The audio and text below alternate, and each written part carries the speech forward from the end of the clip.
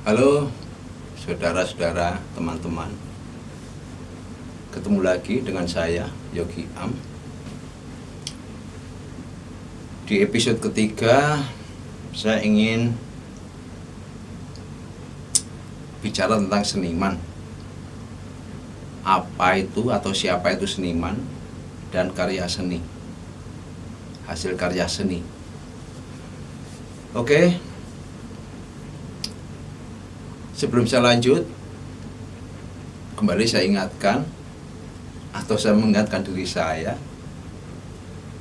untuk untuk saudara-saudara, teman-teman, bagi yang memahami atau mengetahui materi yang saya sampaikan ini lebih jauh dan ada kekurangan-kekurangan dari saya minta dikoreksi lah, dikasih masukan biar saya tidak berkepanjangan ya apa yang saya sampaikan nanti. Oke, dan saya ini dari Solo sehingga logat Jawa saya medok. Ya harap dimaklumin saja lah. Oke, di episode ketiga ini saya akan bicara tentang seniman dan karya seni. Seniman. Kadang kita sering mendengar orang itu mengatakan, wah itu loh seniman. Loh, kok seniman lah, kenapa? Lalu rambutnya gondrong. Seniman tidak harus gondrong. Oke. Yang dimaksud seniman itu begini. Orang yang bekerja menghasilkan suatu karya seni, ya itulah yang disebut seniman. Ya saya pahami seperti itu. Yang bekerja menghasilkan suatu hasil karya seni, itulah seniman. Dan yang dihasilkan oleh seniman itulah yang disebut karya seni. Contohnya apa? Misalnya begini. Kalau dalam seni rupa itu tadi, saya bilang ada seni lukis. Ya seni lukis itu, orang yang menciptakan lukisan itu disebut pelukis. Yang dihasilkan dari pelukis itulah yang dinamakan lukisan atau hasil karya seni lukis. Itu karya seni lukis. Sehingga seniman itulah yang menghasilkan karya seni. Lalu apa hasil karya seni itu hanya lukisan saja? Tidak. Karena saya bilang tadi yang di episode kedua ya, kemarin di episode kedua itu, bahwa seni itu ada seni rupa, ada seni gerak, ada seni suara gitu kan. Sehingga kalau yang diciptakan dari pelukis, hasilnya adalah karya seni lukis. Lalu kalau seni gerak itu apa?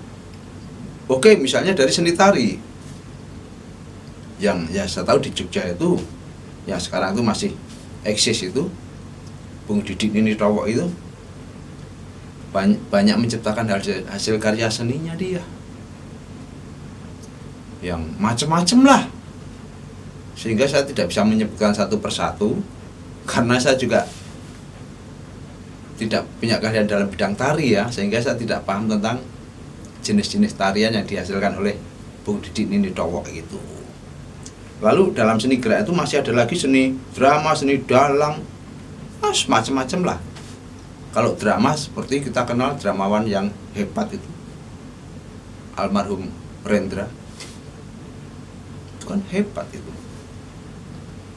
Lalu kalau misalnya dalam pedalangan, kalau yang di Solo itu yang hebat itu misalnya ada Anom Suroto, Ki Haji Anom Suroto. Atau kalau yang sering tampil di layar TV nasional sekarang yang lagi hebat-hebatnya itu siapa? Presiden Janjuker. Ya. Bung Sujiwo Tejo itu juga dalang top gitu. Nah terus kalau misalnya ada aktor yang main film itu, apa namanya itu? Aktor. Itu juga bagian seni, bidang seni apa itu? Oke. Kalau yang saya pahami itu juga bagian dari seni drama atau seni gerak juga itu. Lalu yang berikutnya seni seni suara. karena saya ini agak sedikit paham tentang seni suara ya, sehingga kalau pembahasan seni suara mungkin agak lebih panjang lah gitu. Kalau seni suara itu dari awal, seni suara itu ada seni vokal, ada seni instrumental. Kalau seni instrumental yang bermain tentang seni instrumental itu biasanya disebut dengan musisi. Sedangkan musisi itu nanti juga punya apa ya, spesialisasi sendiri-sendiri. Misalnya seperti almarhum Idris Sardi, itu dia tuh memang hebatnya di permainan biolanya, sehingga dia dijuluki apa namanya ya, violis apa ya itu namanya ya, ya itu namanya pemain biola, jadi violis lah, oke lah. Kalau pemain apa namanya ya, pemain drum misalnya, istilahnya drummer, itu kan musisi, pemain musik itu namanya musisi. Oke, lalu kalau yang namanya vokal, ya seni vokal, suara manusia. Yang kalau vokal apa, pemain vokal apa istilahnya. Oke, orang yang menggunakan seni suara manusia atau yang bersuara atau yang nyanyi lah, itu disebut, bisa dikatakan penyanyi, bisa disebut vokalis, atau juga bisa disebut singer atau apa aja lah. Oke lah, itu kan orang-orang itulah yang dimaksud dinamakan seniman. Orang yang bekerja untuk menghasilkan sebuah karya seni, itulah yang disebut seniman. Bukan berarti wah gondrong, wah itu seniman. Tidak mestilah. Ada orang yang berpakaian unik, wah itu seniman. Tidak juga lah. Oke, saya kira itulah pemahaman tentang siapa itu seniman dan apa itu hasil karya seni. Itu yang saya pahami sampai di situ. Tapi kalau ada para saudara-saudara atau senior-senior yang lebih paham, lebih ngerti tentang apa itu seniman, dan ada kekurangan saya, ya otomatis mohonlah saya untuk dikoreksi supaya pengetahuan saya juga lebih luas lagi tentang seniman, dan kalau saya menyampaikan biar tidak salah lagi.